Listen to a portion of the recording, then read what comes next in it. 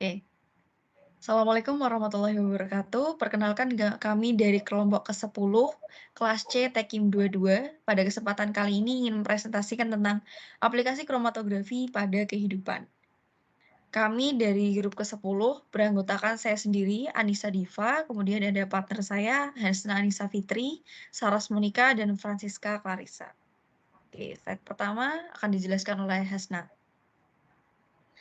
Oke, yang pertama-tama apa itu kromatografi? Nah, secara umum kromatografi merupakan salah satu teknik penelitian yang digunakan untuk memisahkan komponen campuran menjadi bagian-bagian partikel penyusun komponen tersebut.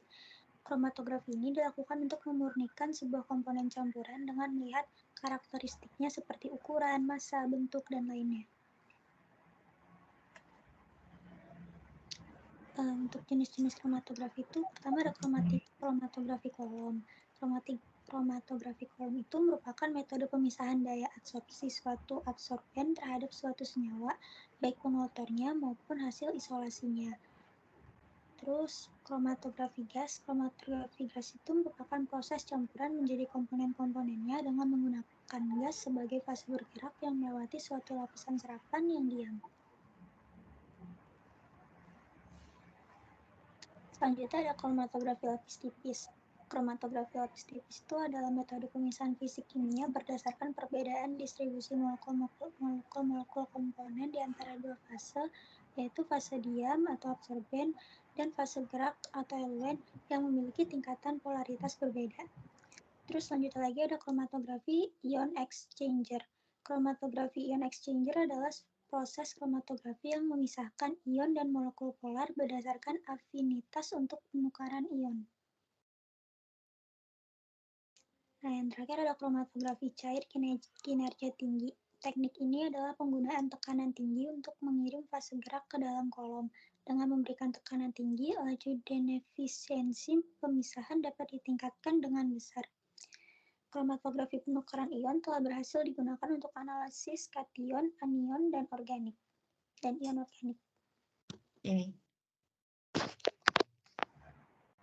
Selanjutnya akan dijelaskan mengenai alat-alat yang digunakan dalam kromatografi gas. Jadi pada bagian kiri itu alatnya dan pada bagian kanan itu gambar dari isi daripada alat itu tersendiri. Nah, untuk penjelasannya, alat yang digunakan dalam kromatografi gas itu memiliki langkah kerja. Yang pertama, cuplikan diinjeksikan ke dalam injektor, lalu kita uapkan hingga cuplikan berubah menjadi uap ataupun gas. Nah, cuplikan yang tadinya berbentuk gas itu dibawa oleh gas pembawa dengan laju alir yang konstan masuk ke dalam kolom pemisah. Komponen-komponen sampel akan terpisah pada saat melewati kolom karena adanya perbedaan daya absorpsi fase diam terhadap komponen-komponen sampel. Komponen yang sudah terpisah akan didorong oleh fase gerak untuk bergerak di sepanjang kolom berupa pita-pita.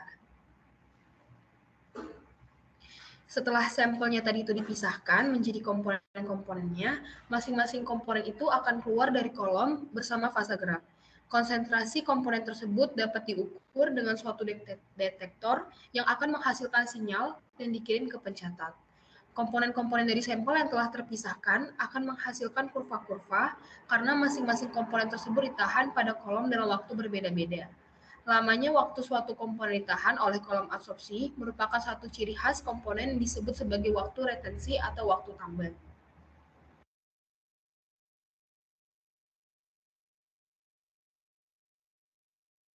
Untuk selanjutnya ada aplikasi kromatografi dalam kehidupan. Sebenarnya kromatografi memiliki begitu banyak aplikasi dalam kehidupan, tetapi untuk presentasi saat ini kami hanya mengambil beberapa aplikasinya, yaitu yang pertama kromatografi gas untuk industri makanan.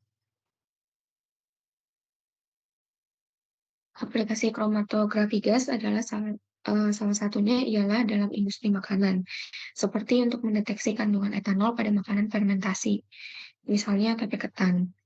Dalam proses kerjanya disediakan etanol 96% sebagai pembanding dan butanol 0,5% volume per volume digunakan sebagai standar internal untuk memastikan bahwa tidak ada gangguan dengan puncak etanol pada pengukuran metode gas kromatografi.